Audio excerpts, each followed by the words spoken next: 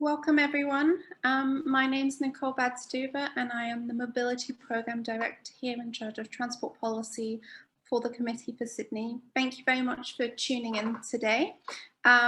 Today we'll be talking all about cycling and how we can build on some of the temporary cycling infrastructure we've seen here in Sydney and have that as the foundation for turning Sydney potentially into a cycle-friendly city. We have a great list of guests today and we are very grateful to those tuning in from the Netherlands for getting up so early to talk to us. So we will have Lucas Harms, Willem, Snel and Frank Kwanten talk to us today. And then we will be opening up to Q&A. You can type in your questions via that function on Zoom, which hopefully you're all quite familiar with now. And then I will be posing some of those questions to our delightful panel. Before I launch in, I'd like to acknowledge country. So I'd like to acknowledge and pay respects to elders both past and present. While we're meeting online and you may be in a different part of Sydney or the world, I am currently on the traditional lands of the Gadigal people.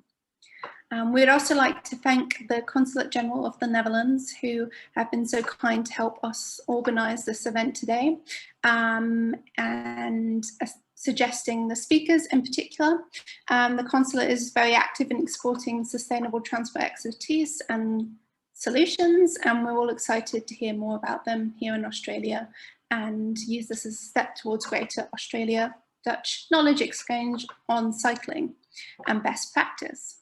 So that just leaves me to introduce the Dutch Cycling Embassy and Lucas Harms, the Managing Director, who will talk to us a little more about that. Just to give you a little overview over Lucas, so he's currently the Director of the Dutch Cycling Embassy and was responsible for the strategic development and public-private partnership, as well as the operational and financial activities of the organisation.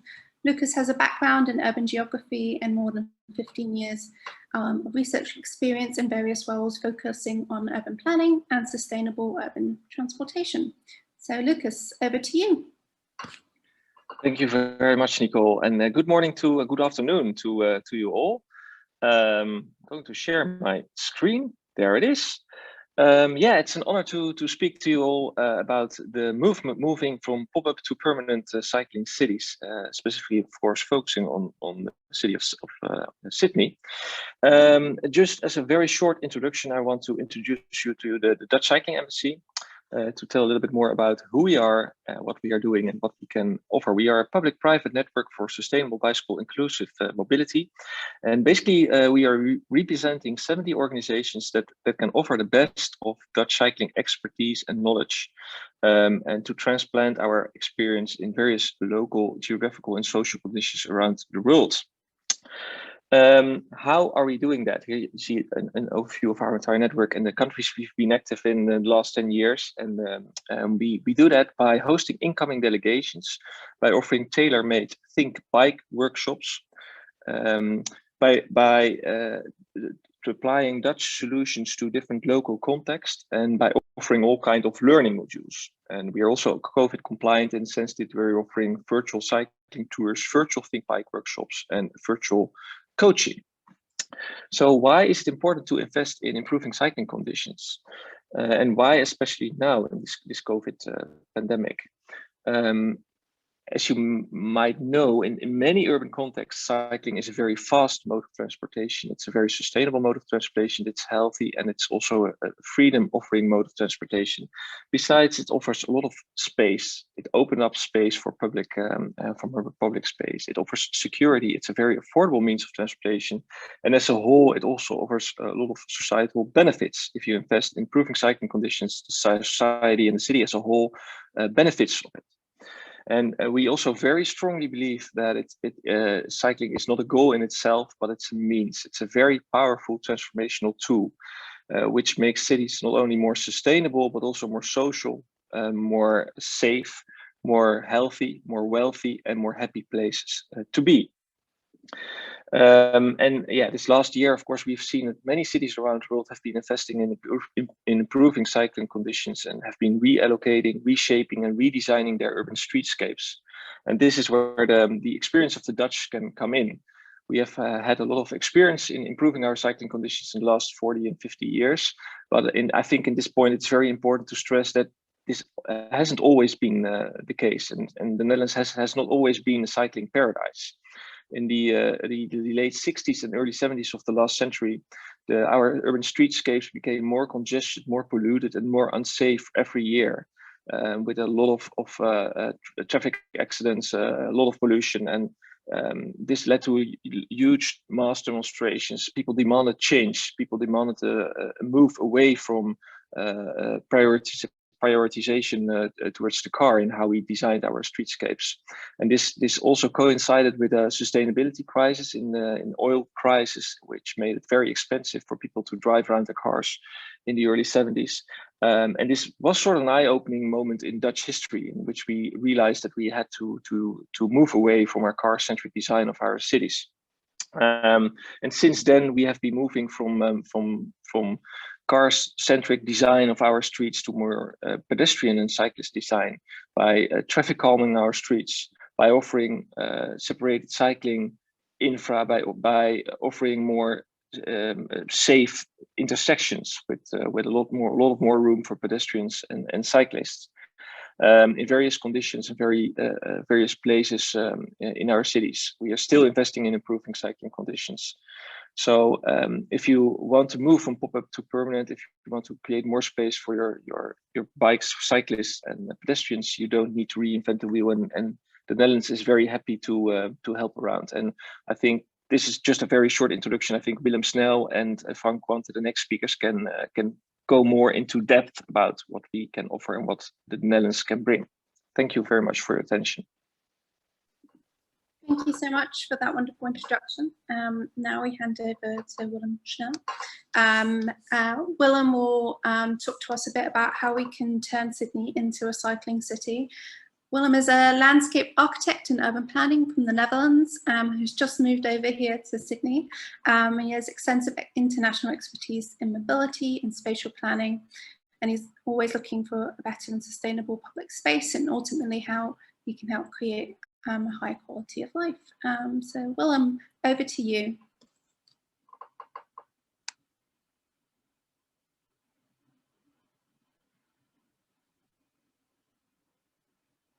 Willem, I think you're still on mute.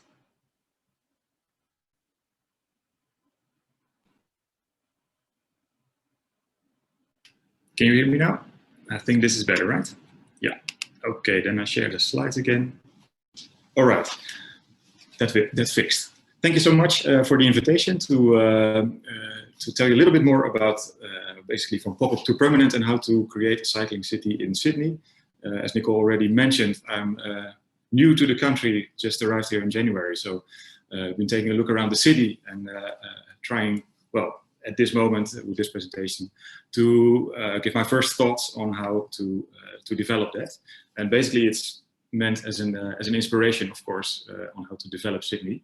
There's already a lot of interesting and good pop-up bicycle lanes being installed, of course, during the COVID crisis. But now the question is, how do we get to a more permanent and sustainable urbanism? So from tactical urbanism basically to sustainable urbanism. The bottom picture is a picture from the Netherlands, of course. Being from the Netherlands, that's where we also get our inspiration from. I copied here the people in the top picture, in the bottom picture. Copying is never the right way. That's what I want to say first. So we cannot just copy things from the Netherlands and paste it in Sydney. We have to reinvent that for the specific situation of Sydney. But what's very important to stress first is that we always need an integrated approach, right? There's no good bike plan. You cannot just make a bike plan and that's it. You always need to integrate it with walking plan, public transport plan, car plan, parking plan, etc. So it's not just one thing and then it's fixed. And I think it's very important to stress that for the future, the coming decades, I believe that will revolve around proximity and walkability and bikeability. Yeah? We think about how our cities will work. We need things, our amenities, daily things we need to go to close by. So proximity is very important. and bikes and walking basically should facilitate that. So if we can combine those two and really build a walkable and bikeable city, I think that's what then we're going to make the right choice for the future. Of course, also because now we have a crisis in COVID-19, but maybe and probably there will also be a recession after that. We hope not, but maybe who knows. Anyway, there is climate change, so we have an enormous sustainability challenge, and after that the biodiversity collapse. So this is all very dramatic. It's not. I don't want to be too dramatic, but it's sort of an to stress the importance of proximity and walkability, bikeability, because they are, of course, very good for sustainability, for health, and also to reduce the effects of climate change. Okay, back to cycling. I put in this slide, the stars are aligned, because that was basically my conclusion for Sydney. There's many things happening which make this, I feel, the right momentum for Sydney to make large steps to becoming a cycling city. Of course, the pop-up cycleways have been installed, so that's a big and an important catalyst for more permanent infrastructure. But also there's, I like this very much, this is a research that has been done by the Department of Planning in New South Wales during the COVID crisis, and the #1 answer was to people who say, okay, how can we improve our streets? How can we make our city better? #1 answer was more cycleways. So also the political climate is progressing towards well, the favor of cycling. Third point, all cities around the world, here an example from Paris, Manila, but everywhere around the world, people are working on creating a cycling city. It's basically a worldwide trend, not just a trend because it's going to continue like this. And Sydney, of course, also needs to go with that. Same goes for reclaiming streets for people. We have to make more space for people to live and to be in the streets. So quality of space, quality of life, and not just transport. Another topic which is very important is that there's a growing focus on social outcomes, inclusivity, health, very important topics in for the near future. And also, and I think specifically for Sydney, that's very important, the rise of e-bikes. I mean, they have become more and more common. Of course, with the hilly topography of Sydney, this will help tremendously to make infrastructure also a success, because it's, well, of course, it's more easily possible to get up the hills. So all these things point in the right direction, and this time I hope the stars are aligned to make it work. Okay, so how to become a cycling city? Because we're going back to cycling now. Of course, as we always say in the Dutch Cycling Embassy, you need a lot of things. You need hardware, so infrastructure, software, behavior, and orgware, how you design policies around that. Well, Frank will speak to you a little bit more about software, and where my experience Q&As are usually a lot about orgware, so I wanted to focus on hardware. So we hope we have the complete picture with that. And I think in designing infrastructure, basically, because that's what hardware is about, I think 3 topics are important: connectivity, comfort, and experience. And I will just pick out a few things which illustrate that concept, those concepts. So start with connectivity. Basically, that's about focusing on the network and also on destinations, because cycling is not about just a route from A to B. It needs to connect in with the bigger network. It needs to connect in with important destinations that you want to be, that you're going to. So it's not just about commuting from A to B. You really have to go, be able to go around. Well, the first thing when you think about connectivity is, of course, closing the gaps, right? There's already cycling infrastructure in Sydney, but there are some important missing links which we need to close first. Of course, those are always the most difficult ones, but I think it's important to focus on those, because without those, it's basically not going to fly, let's say. Secondly, there is already a great principal bicycle network designed for 2056. Of course, that's going to take a while, so try to speed up that delivery. That's a very important one as well for connectivity. So really build this principal network. But maybe even more importantly, focus on the fine-grained network. Because if you think about car traffic, for instance, these are, let's say, the highways, but people don't live on highways. You live on a living street, on a side street, etc. So you really need to focus on the fine-grained network. And of course, that's a big task, because it means a lot of cycling infrastructure, but it's important. And I will come back to that in the end to illustrate that a little bit. First, I want to go to comfort, so the second topic. That's basically about the ease of use. So horizontal alignment, vertical alignment needs all to be smooth. The pavement needs to be comfortable, so smooth. Everything needs to be very clear for people to enjoy cycling. Of course, you know all these examples. They're not from Australia, fortunately. They're from, I think, all from the UK. Well, clear what goes wrong here. There's no continuity. There's no clarity. And if you combine that or compare that with infrastructure in the Netherlands, of course, it's clear that it's very continuous and easy to use. I've been around the city a little bit, of course, in the month that I'm here, and I saw a new cycling path in the Bondi Junction. That's this one, and there's a big roadblock on top of it because it is not green, like all bicycle paths are in Sydney. This one's not green, so it's been mistaken for a car road. So what I want to show you with this picture is that, let's say, you need to focus on the details. That's where the devil is as well, right? So you need to design everything in the right way to make it work, because cycling is very intuitive. Of course, moving around, also driving and walking is very intuitive. So you have to be able to make it clear. Another example is here, of course, the green color of the bicycle path, but it just stops and it ends somewhere and then it starts again. So those are very good things. Of course, that there is bicycle infrastructure is fantastic. So keep on doing that, but there's a little bit more to be done. And this cycleway design toolbox has just been released by Transport for New South Wales. I think it's a great thing. It's a great report with good inspiration. And you also see here that the plan is anyway to make these continuous cycling routes in the cities with the color, with the right pavement and the treatment. So good stuff from that toolbox. But there's even more details, and I think those are not in the toolbox, but you have to look at it as well. This is again an example from the UK where the color is continuous, so it looks nice, it looks good, but it's not used. And it also has to do with the curbstones which are on the sides here. And we know that when you cycle, you're afraid you hit something and you fall, so you always keep a distance of about 50 centimeters from the sides. That in the end leaves you with a very narrow cycling path. So the detail is very, very important to get it right. So that's what you need to focus on when you're designing on cycling infrastructure. Third topic that I mentioned was experience, and that's basically about the importance of design to make it beautiful. Cycling is an experience. It's something you do because it's fun, because it's healthy, and you need to be able to go through a beautiful and nice surrounding.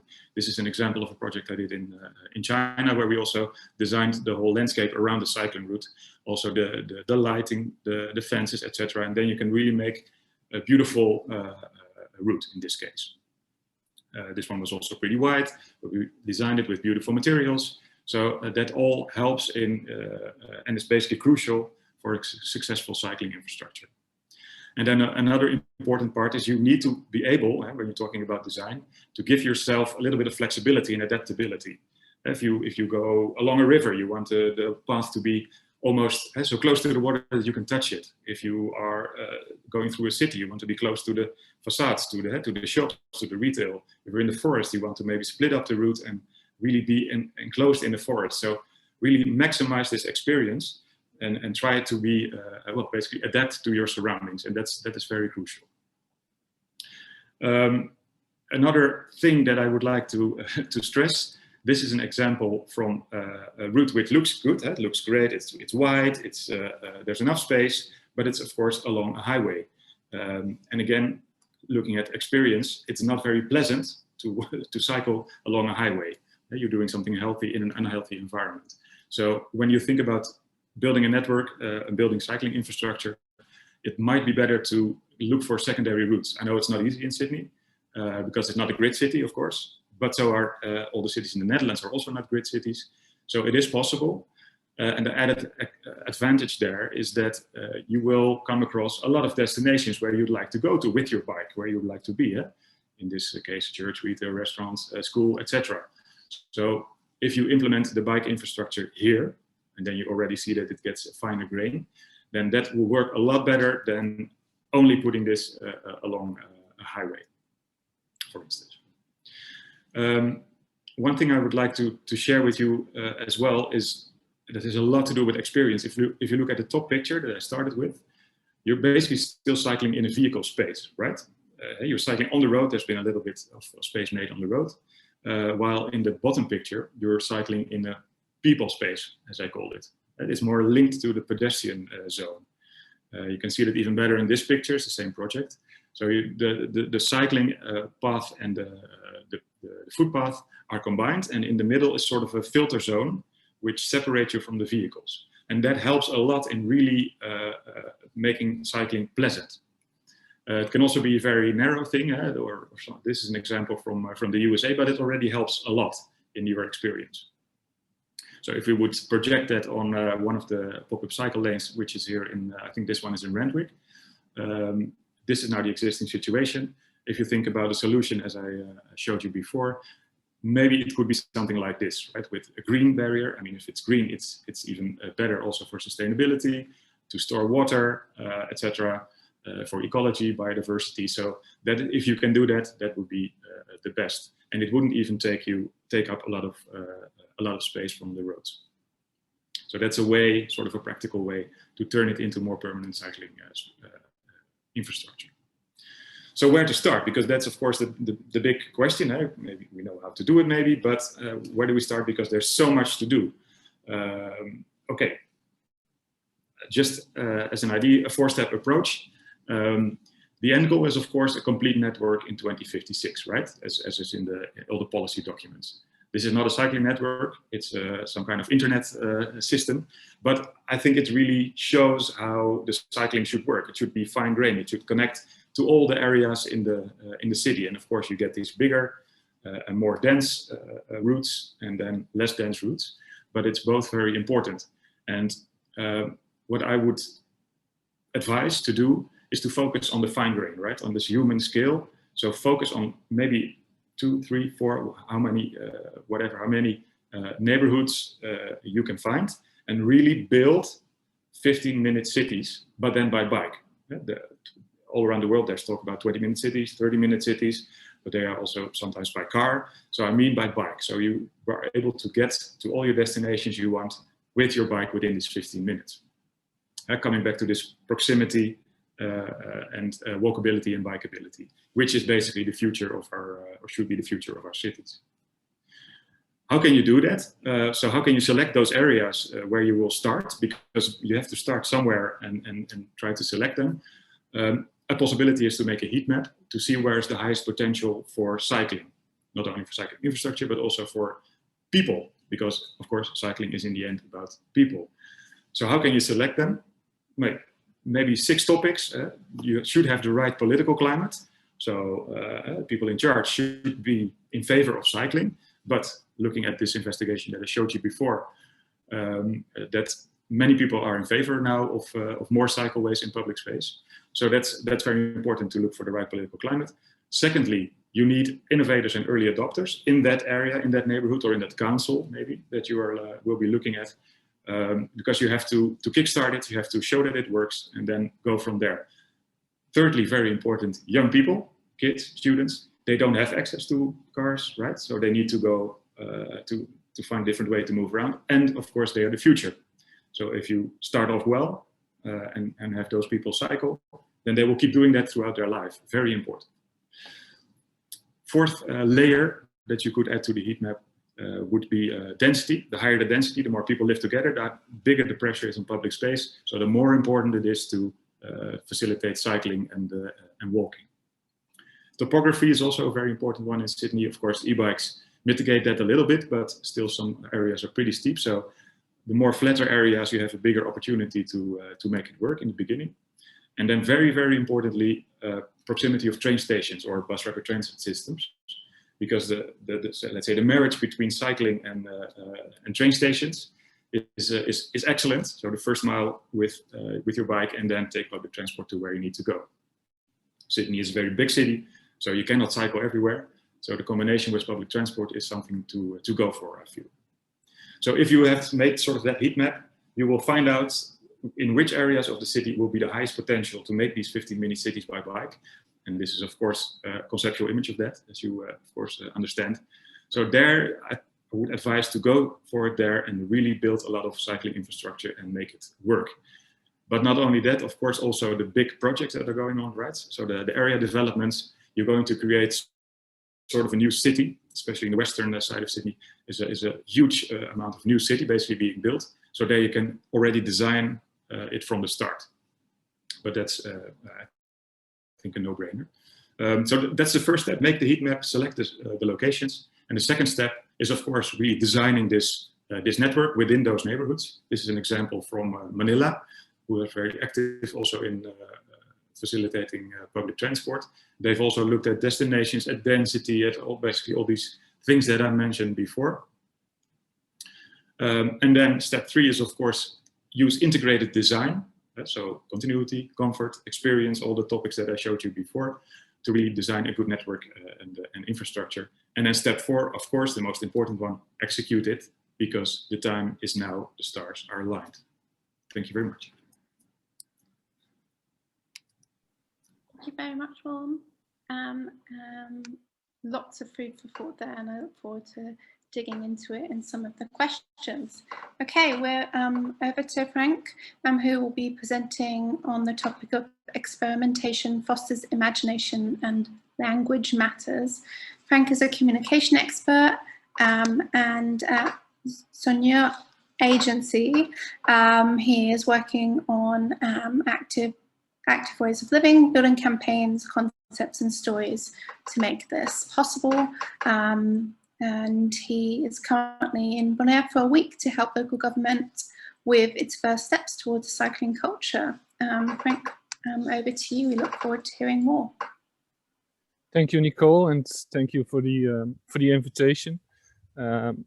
As you said, Soigneur is a creative agency, and we believe that everyone should have access to an active way of living. Congrats to you all in Sydney on a great city. I've been there once. It rained and I punctured, but I love the city. It's marvelous. And today, this afternoon, I would like to share some inspiration towards support for cycling. Like Willem said, support is growing thanks to a crisis like COVID, but there's still a lot to win. And we've seen in the last years with our projects and work over the world, and how imagination fosters imagination fosters the majorities. First of all, the world is in a rush towards a better place, a resilient, competitive, carbon-free place. But we're in a rush often without urgency. So most people like the status quo, and change asks time. With already so much to do and look after, we appreciate the status quo. But like Willem said, COVID brings urgency to some policies and progress we would like to see.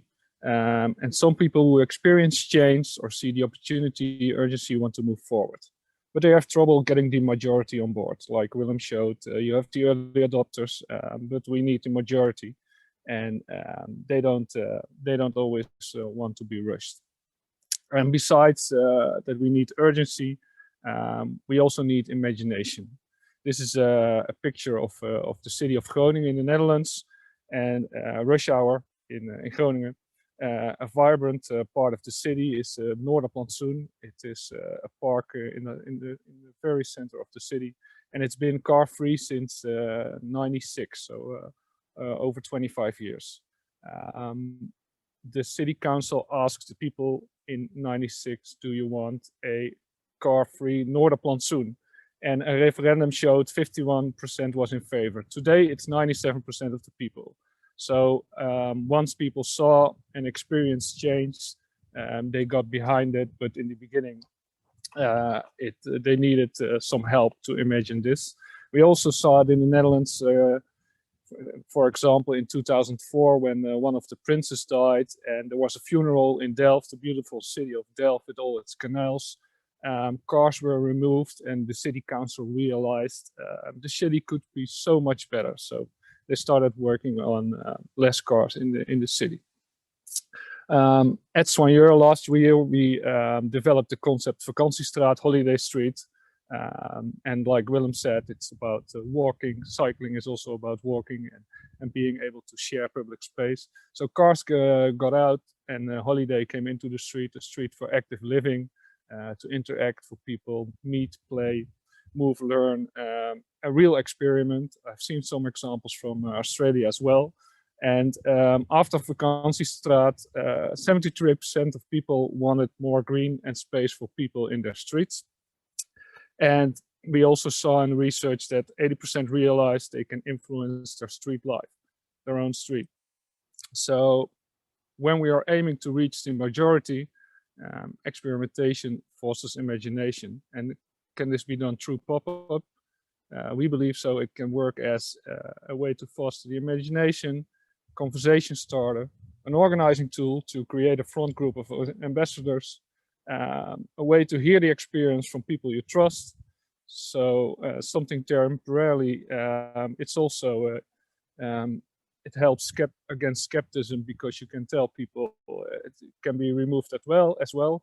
In Rotterdam, we have bicycle parklets, which are installed in a car parking space. And once they are used frequently and by a good number of people, they are removed again, and permanent bicycle parking comes in. But if it's not used, the car can go back in as well. It's a cheap test to see if something works. It's a playroom for new words and language. And also pop-up can be something that adds up. So part of a bigger experience. Test the future in the city.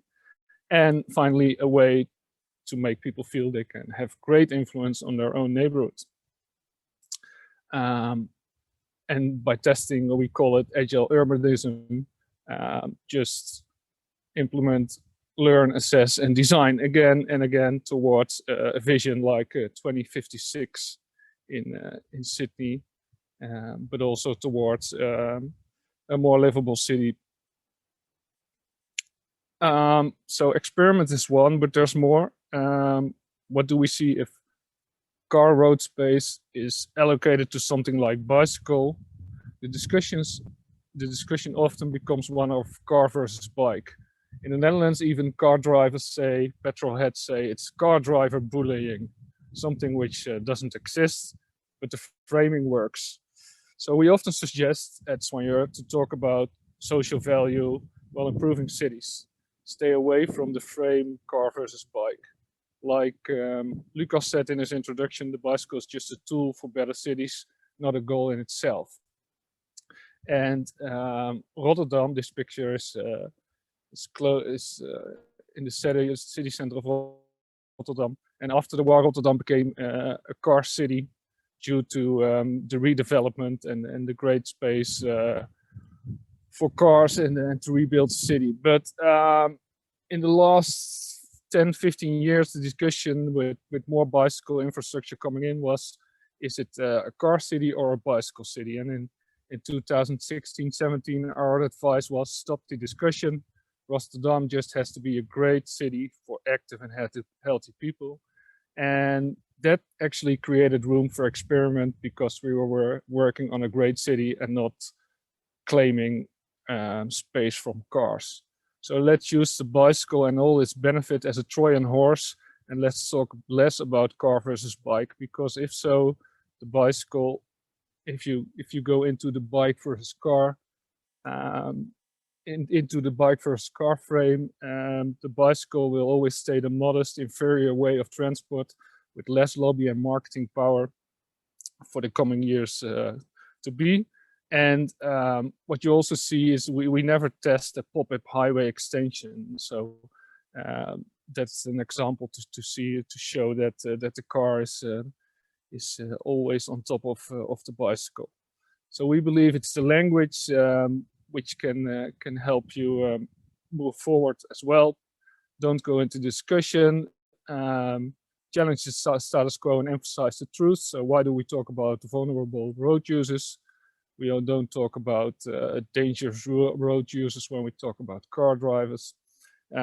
cycling is a completely different way of transport, and also like Lucas addressed, it's fun, it's healthy, it's real freedom, it's connecting people, social benefits, and talk value. So the bicycle is not a goal in itself, it's about a lot more. And then if you talk value, the bicycle can act as a lever, as a Trojan horse, accelerating for all goals in a city, in a place where you live, lubrication all as a foundation. And like Willem also said, the 15-minute city, healthy urban living, quality of life, active cities. If you talk value, you come to that as well with the bicycle as a lever, as a Trojan horse. And if we talk language, this was an article in the newspaper about getting around town going to be difficult during the Sydney Marathon. But what if you just say getting around town during the marathon is going to be great for everyone to cheer on runners, meet each other, have some fresh air in the city, a whole different tone of voice, language to be used, because we're talking about meeting and not just about car space. So to us, it's about thinking big, think bike, but talk value, and a better city will be close by. Thank you. Thanks so much for your contribution, and it's certainly sparked a lot of questions in the chat. So let me pick up on a topic I think both all of you have really touched on, and that's navigating in a hostile political environmental where there generally isn't a lot of political and popular support. What are your recommendations on how to navigate a space like that? Shall we start with Willem? Yeah, well, that's of course orgware immediately. That's usually where the questions are going to, and rightfully so, because otherwise it's not gonna work as well. But what in the short time that I've been here, I have noticed. I've also been here in 2019. I've already noticed the change, that more people seem to be in favor of cycling. It takes time. You have to keep telling the story. You have to be positive about it. You have to use the right language, as Frank rightfully said. So it's a matter of, well, persistence, keep on going. And what I also have seen, of course, Sydney has kind of a specific setup, because there's many councils who all have their own say. And there's Transport for New South Wales, who basically has all the money to do things. So, but what I see, what I hear, is that the sort of the collaboration between the councils and Transport for New South Wales is really becoming good. You know, there's more connection. They work together, and then you're really getting somewhere. And of course, all these pop-up bicycle lanes, they wouldn't have been there if there was no collaboration between the councils and Transport for New South Wales. So you already see that happening. Well, I showed you the report of people, just citizens being in favor of cycling. So that can also help to persuade politicians maybe to say, okay, well, if my constituents are feeling that way, then I may have to rethink my position on that. So it's on many different areas where you have to push a little bit, but I feel that it's going in the right direction. Great. Any contributions from Frank or Lucas? Any thoughts on the topic? Just jump in, just unmute yourself. No, I think, yeah, thanks very much, Nicole, for this question as well. I think Willem pointed it out very good. I think to add on that, and I think that relates back to the presentation of Frank as well.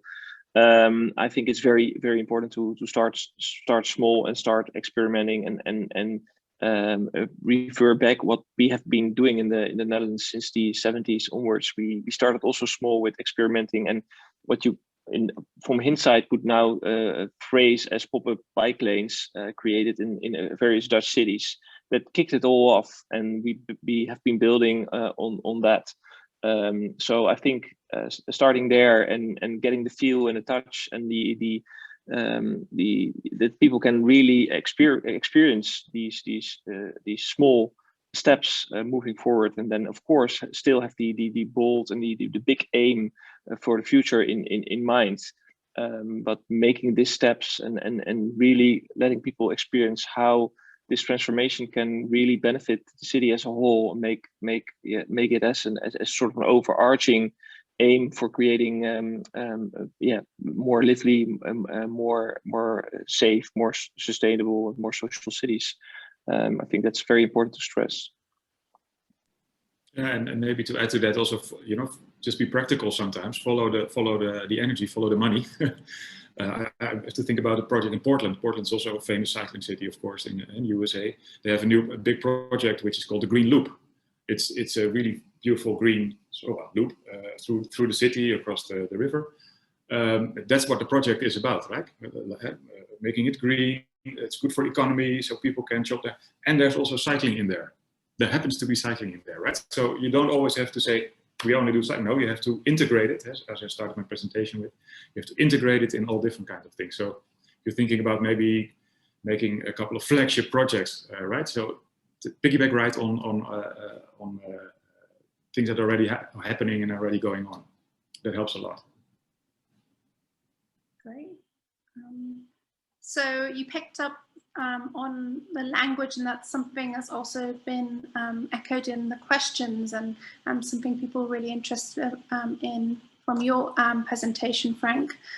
So are there any good examples of language guides that we can be using, or cities that have done really well at framing cycling in a different way and had more success at actually getting it implemented? Maybe doing something, as Willem, you just suggested, framing it under other objectives where cycling is more a solution to achieving those wider social policy objectives. Any good examples we can go and look at, Frank?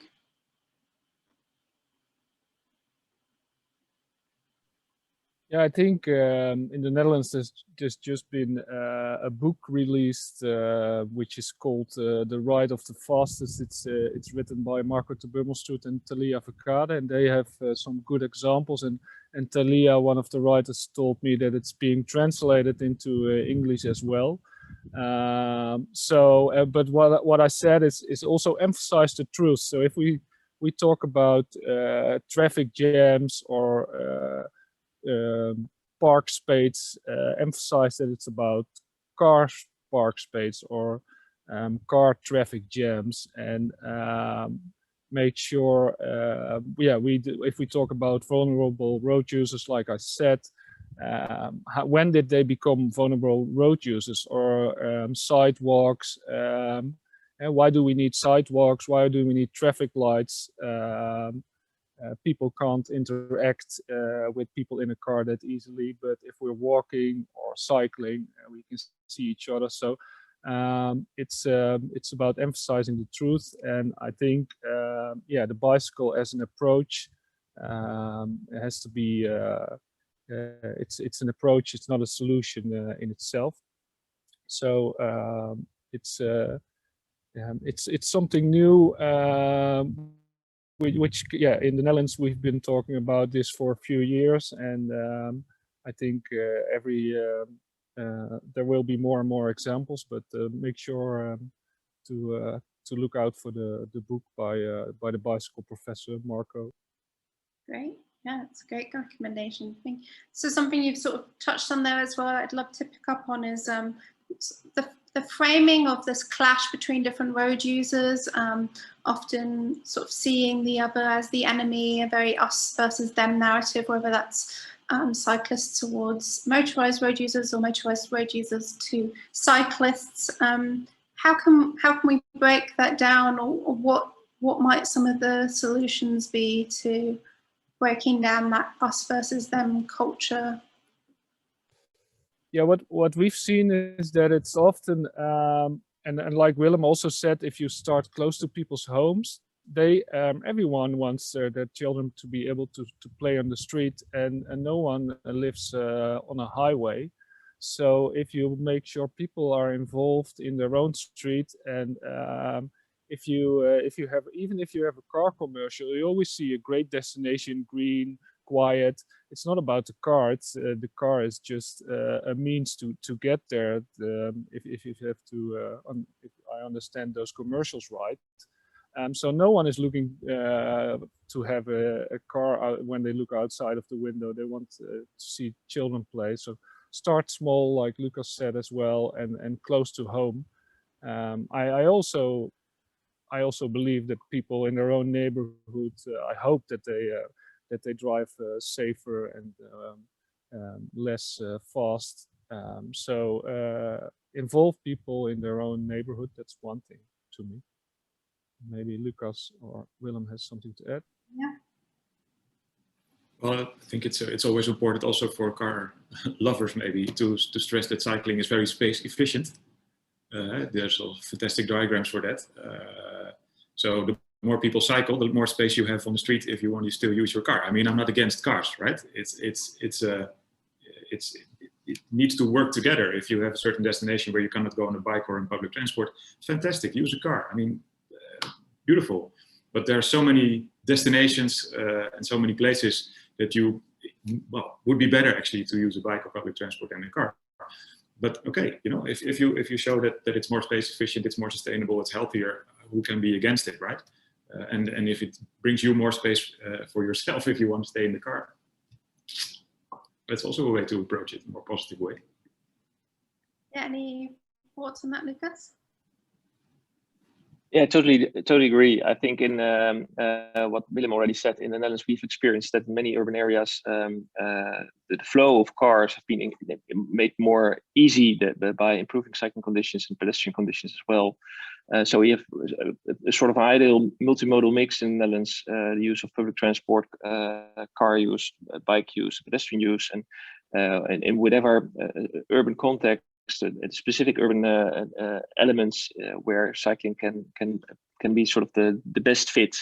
But we at the same time see that in many instances in more suburban area spaces or other spaces, the car can still be a very fast mode of transportation, also due to the fact that there's a sort of a modal shift have been happening from car use to pedestrian and public transport use. So that frees up space as well. So the whole mobility mix is moving more efficiently due to that. So it's sort of a win-win-win situation for all. Absolutely. If you had to pick out what sort of the most convincing arguments are to convince those who are skeptical of cycling, say you're at a dinner party or you've just met someone with a big placard, you're taking away my parking, or you know, the roads are getting worse. What have you experienced from working in different places does resonate the most, or what is the most convincing, or is there no such one answer? I have two. One is which one of my favorites currently is if people say a cyclist they are dangerous or something, I always go, so you are in your 1500 kilogram vehicle, afraid of someone with a bicycle of 15 kilogram, and actually like Willem and Lucas said, they actually, if I would also be in a car, it would be harder for you to get around. And secondly, what I've noticed is that we've had a school lockdown in the Netherlands, and it actually for 7 weeks, and it took me 5 weeks to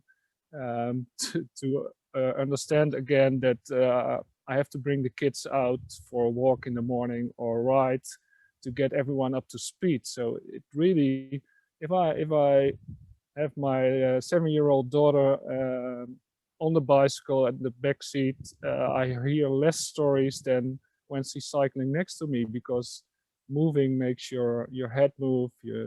She starts talking, I hear everything about school, friends. So the actually moving yourself forward is a great way to move the head as well. Start talking, thinking. Yeah, that's a great story. Certainly always an argument used here that you can't drop kids off at school if you don't use a car. So I'll piggyback that one for next time I come across that argument. Lucas or Willem, any convincing arguments you found? Well, like with everything in the world, I think you're not going to be able to convince everyone, right? There's also still people denying climate crisis. So don't waste your energy on everyone, So that's why I also said in my presentation that, follow the energy. So go with the places where you have the most opportunity, show that it can be done, show that it works, show that people like it, and then it will spread out. So focus on these early adopters, innovators, people who like it, people who want to join the movement, let's say, if you call it like that. So I think that's the best way to go. You don't have to discuss with everyone. I mean, I posted on LinkedIn that I was going to do this presentation, and one of the reactions was, I hope they pop down quickly. So that, I hope the pop-up cycle lanes will pop down. Okay, well, that's an opinion, right? So these things happen, and then we just have to keep going and show that it works. I think that's the best way to do it. Great. Lucas, what's worked for you? Yeah, I think that's exactly it. Just show that it works, and then the movement spreads. Or as Willem said, I don't know if you want to call it a movement, but it's really a self-reinforcing element of having the evidence there, starting small and showing the benefits. And as I said also in my presentation, I think Willem and Frank also mentioned that it's not the goal in itself, but really is a very what we've seen in many countries and cities around the world. I think both Willem and Frank as well have seen it's a very powerful transformational tool. So not a goal in itself, but a tool to make cities create more effective cities and more healthy and happy places to be.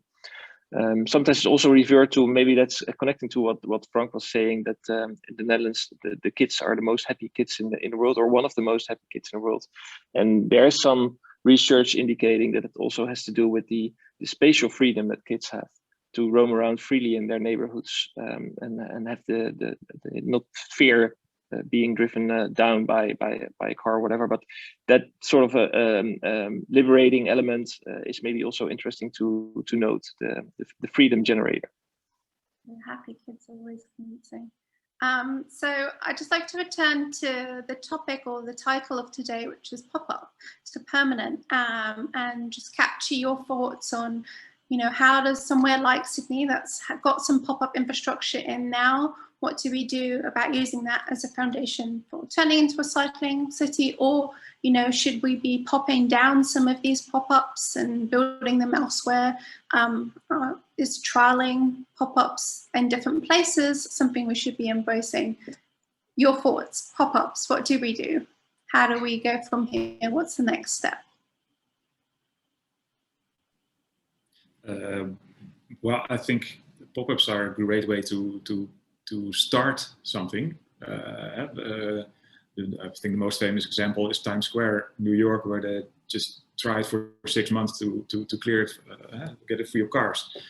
And then suddenly people started to like it, and it stayed like that, right? So then it was a good, beautiful design, and now it's pedestrianized. So if you have it, keep it, but make a good analysis. Is it indeed in the right spot? Should it be bi-directional? Should it be one way? Should it maybe be on the other side of the road? Should it be maybe in the secondary, in a secondary street? So you have to evaluate, of course. Also, just look at the amount of people who use it, but also look for the reason behind that. Because sometimes, if there is a beautiful stretch of cycling route, but it's not well used, it's not maybe that the design is wrong, but it's not connected. So there are many ways, many areas in the connectivity, comfort, and experience where it can go wrong. So you have to analyze. But if you have it, try to keep it now. Anyway. Frank or Lucas?